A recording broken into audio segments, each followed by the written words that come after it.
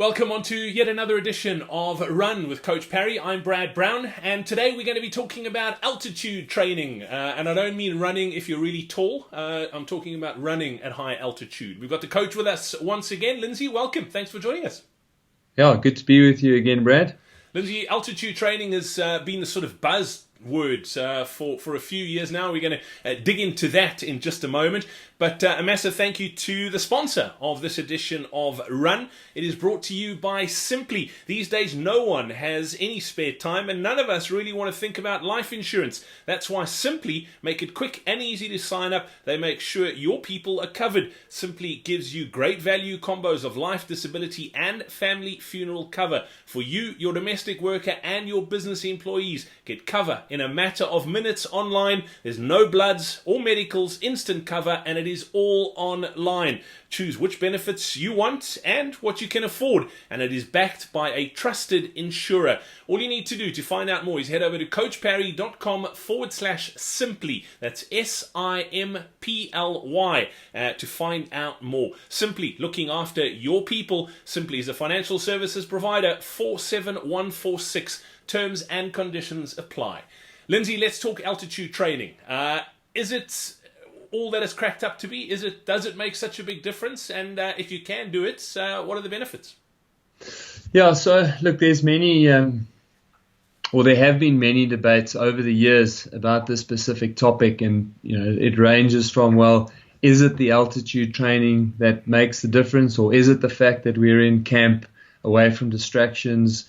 Generally, when we go to altitude, we are in we're in an environment with other people, so there's also stimulated competition.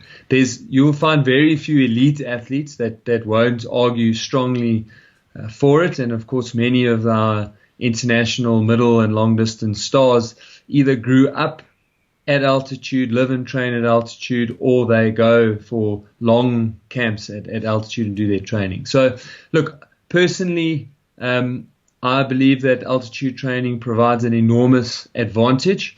The problem that most people have is being able to commit the necessary time that's required to undergo the full adaptation. So I don't really believe that we will ever be able to compete with somebody who's a generational athlete from altitude. So if you grew up at 3,000 meters above sea level, your parents, your grandparents, your great-parents came from there, then I do believe that you get a oxygen carrying advantage that we're never really going to catch up on. However, if you go up to altitude and you can spend a considerable amount of time up there, we really can improve a number of factors which impact particularly on endurance exercise. You will lose a lot of weight because when we are living up that high, we do tend to burn a lot more energy, and we burn off a lot more body fat, and then physics dictates that if you are lighter, you will move faster. You do improve the oxygen carrying capacity of your blood. And of course, the type of training that you do while you're up there lends itself for allowing you to utilize more oxygen to produce energy. There are a couple of key points, though, that you do need to be aware of when you go up. And that's that when you initially go up, particularly if you're going from sea level, that there is an adjustment period. It takes much longer for some people than others. So people who are poor altitude responders can take up to 2 weeks before they are fully adapted to be able to live healthily, normally, and to be able to sustain let's call it a normal training load, whereas other people take a couple of days. So typically speaking, we would go up to altitude.